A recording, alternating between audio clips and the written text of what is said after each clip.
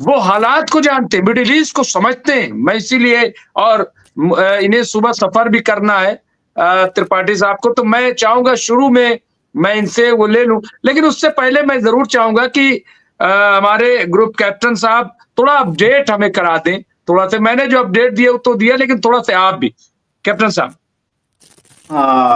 Doctor Rizvi, सबसे पहले तो श्री विपिन त्रिपाठी जी को मेरा नमस्कार, बहुत प्रणाम, आदर, चरण स्पर्श।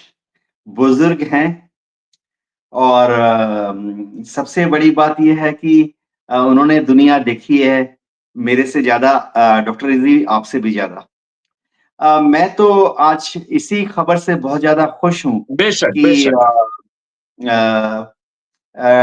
डॉक्टर त्रिपाठी हमारे साथ हैं। तो वो जो भी बोलेंगे, उनको कुछ भी सोच समझ के बोलने की जरूरत नहीं है, क्योंकि उनका जो तजुर्बा है जिंदगी का, वो मुंह खोल के जो भी बोलेंगे नपे तुले अंदाज में बोलेंगे, और मुझे यकीन है कि हमेशा अच्छा ही बोलेंगे। डॉक्टर रिजवी, आज की दो चीजें तो बहुत अहम हैं।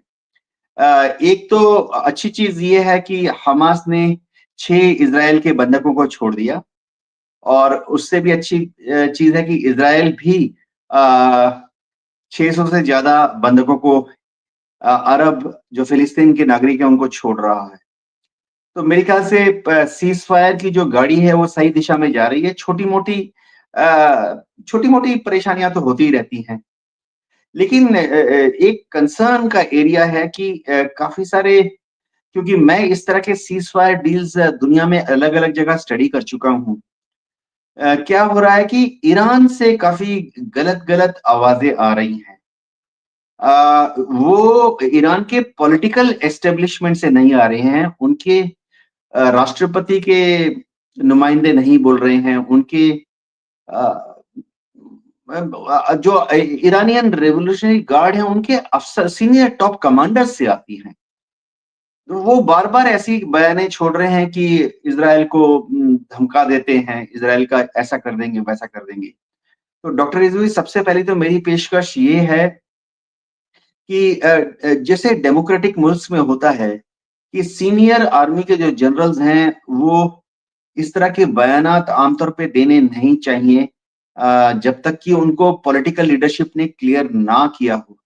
जैसे भारत में भी आप देखिए, अगर इतना कोई भयंकर स्टेटमेंट मीडिया को देना है कि हम दुश्मन की ईंट से ईंट बजा देंगे, कोई भी दुश्मन पश्चिम में है उत्तर में है, तो आमतौर पे भारत सरकार एक पीटीआई के हवाले से, या भारत सरकार एक सरकारी ऑफिशियल को नामजद करती है ऐसे स्टेटमेंट देने के लिए। ऐसे स्टेटमेंट हमारे भारत में भी हम आप नहीं देखेंगे कोई एडमिरल या कोई एयर मार्शल या कोई जनरल दे, क्योंकि जाहिर बात है कि मेरा भी मानना है, और सारे डेमोक्रेटिक देशों में ये मानना है, ईरान भी एक कुछ तरह की डेमोक्रेसी है, कि आर्म फोर्सेस के ऊपर सिविलियन एडमिनिस्ट्रेशन की सुपरमेसी होनी चाहिए, और आर्म फोर्सेस का काम पॉलिटिकल बयानबाजी करना नहीं है। तो मैं उम्मीद करता हूं कि ईरान की जो सरकार है, आयतुल्लाह खुमानी प्रेसिडेंट है उनके पेजिशकियन, वो अपने आईआरजी के कमांडर्स को थोड़ा लामबंद या लगामबंद करेंगे। जी। फजील साहब पास आऊंगा, लेकिन कैप्टन साहब चूंकि बात जो कर रहे थे त्रिपाठी साहब, तो मैं वहीं से रिलेट करता हूं कि आपने सबसे पहले आवाज उठाई थी गजा वाले बयान पे। अब आज जो खबर आई है वो ये कि डोनाल्ड ट्रंप ने कहा कि मेरा मकसद कब्जा करना नहीं था, मैं वहां पे कब्जा नहीं चाह रहा था, बल्कि मैं चाहता था कि वहां गजा कैसे फिर से बन जाए। ये जो बयान है, अब इसको यू टर्न लोग कह रहे हैं कि ये साहब यू टर्न ले लिया है, या कुछ लोग कह रहे हैं कि कंफ्यूज है कि वो चाहते क्या है।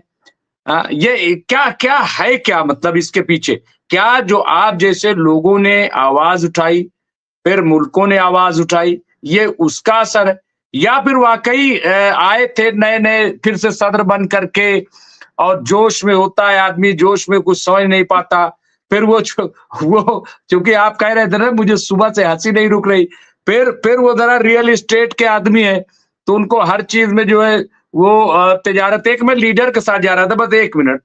तो लीडर के साथ मैंने कई दौरे किए। तो वो साहब जिधर जाते थे, तो वो थोड़े थे रियल एस्टेट वाले आदमी थे नेताजी।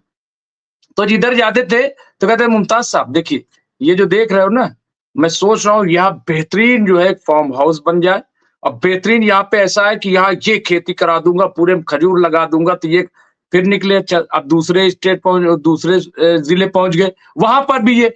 तो कई बार इस तरह से, लेकिन कैप्टन साहब फिर भी हम इसको मज़ाक में तो नहीं ले सकते, क्योंकि दुनिया में हलचल मच गई थी कि हो क्या रहा है ये? ये होने क्या जा रहा है? अमेरिका चाहता क्या है कैप्टन साहब?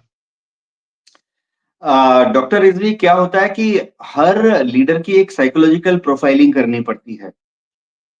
चाहे वो इंदिरा गांधी हो, राजीव गांधी हो, मोदी जी हो, राष्ट्रपति पुतिन हो, king Jong Un north Korea के, राष्ट्रपति पुतिन रशिया के, सब लीडर्स की एक साइकोलॉजिकल प्रोफाइलिंग होती है।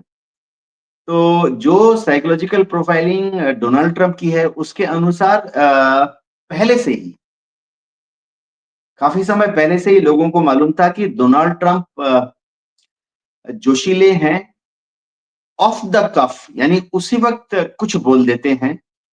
और सबसे बड़ी बात है कि वो कुछ बोलने के पहले अपने जो एडवाइजर्स हैं, कंसल्टेंट्स जो होते हैं, उनकी उनसे राय मशवरा कुछ नहीं लेते हैं। ऐसा उन्होंने अपने पहले प्रेसिडेंशियल टूर के दौरान भी किया और अभी भी कर रहे हैं। लेकिन हुआ ये है कि जब उन्होंने जोश से बोल दिया कि ठीक है, गजा को खाली करवा देंगे और वहां के अरब लोगों को भेज देंगे, मिस्र के सेनाई में भेज देंगे, जॉर्डन में भेज देंगे, सऊदी में भेज देंगे, कहीं पे भी, सीरिया, लेबनान में भेज देंगे। उसके बाद उन्होंने पेशी करवाई अपने सामने। उन्होंने हुक्म भेजा कि जॉर्डन के किंग अब्दुल्ला को मेरे सामने पेश किया जाए। तो जॉर्डन के किंग अब्दुल्ला वहां पर पहुंचे और जाहिर बात है कि उनके ऊपर बहुत दबाव डाला गया अमेरिकन स्टेट एडमिनिस्ट्रेशन द्वारा कि जॉर्डन फिर से एक बार बड़ी तादाद में गजा के और वेस्ट बैंक से अरब रिफ्यूजीज को लेने के लिए तैयार हो जाए। उन्होंने वापस जाने के बाद मना कर दिया कि ऐसा हो नहीं सकता। दूसरी चीज, अगर हम इंडिकेशन देखें तो मिस्र में है एलसीसी। एलसीसी खुद खुद फौज के जनरल रह चुके हैं और अभी प्रेसिडेंट हैं। उन्होंने भी अमेरिकन स्टेट डिपार्टमेंट को मना कर दिया कि एक भी गजा से रिफ्यूजी को नहीं लिया जाएगा।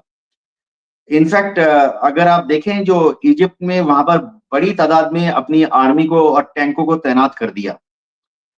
लोगों ने कहा कि ये शायद इजराइल के ऊपर हमला कर रहे हैं, ऐसा नहीं।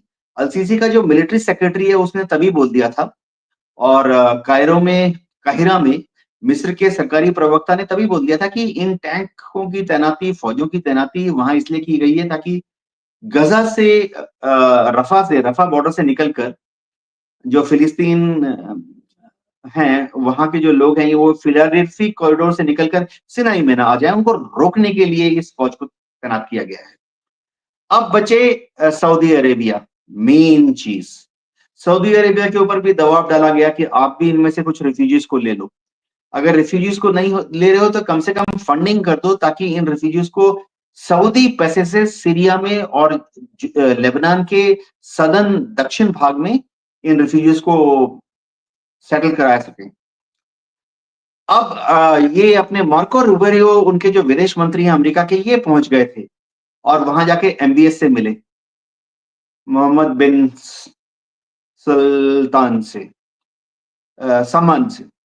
तो उन्होंने भी मना कर दिया। जब एमबीएस ने भी मना कर दिया तो डोनाल्ड ट्रंप को समझ आ गया कि असल में असंभव है एक भी रिफ्यूजी को। वो बहुत आशा में थे कि शायद मोहम्मद बिन सलमान जो हैं वो मान जाएंगे कि ठीक है, आप हमें 1 लाख रिफ्यूजी दे दो। या डोनाल्ड ट्रंप ने आशा की थी कि एमबीएस मान जाएंगे कि ठीक है, वो $1 बिलियन दे देंगे कि इन रिफ्यूजीज को गजा से निकालो, वेस्ट बैंक से निकालो और उनकी सेटलमेंट करा दो सीरिया में। सीरिया अभी अमेरिका के हाथ में है, या उनकी सेटलमेंट करा दो साउथ गजा में, जैसे पहले भी हो चुका। साउथ गजा में पहले भी बड़ी तादाद में रिफ्यूजीज जाके सेटल हुए हैं इजराइल से पिछले 70-80 साल में।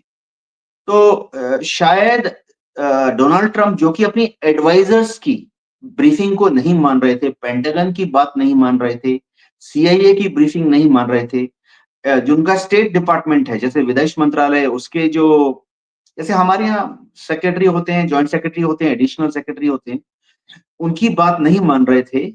तो अब डोनाल्ड ट्रंप लाइन पर आ गए हैं। वो अल-सीसी के ऊपर धौंस नहीं जमा पाए, एमबीएस के ऊपर धौंस नहीं जमा पाए, और तो और सबसे कमजोर उन्होंने सोचा था कि किंग अब्दुल्ला जॉर्डन, लेकिन किंग अब्दुल्ला हाथ हिलाते हिलाते, सिर हिलाते हिलाते वापस चले गए जॉर्डन। जॉर्डन से जाके उन्होंने खबर भेजी कि भाई हम डोनाल्ड ट्रंप की बात नहीं मानेंगे। तो डोनाल्ड ट्रंप अब सीख रहे हैं आस्ते आस्ते, उनको सीखना पड़ेगा कि इंटरनेशनल डिप्लोमेसी क्या होती है। जी।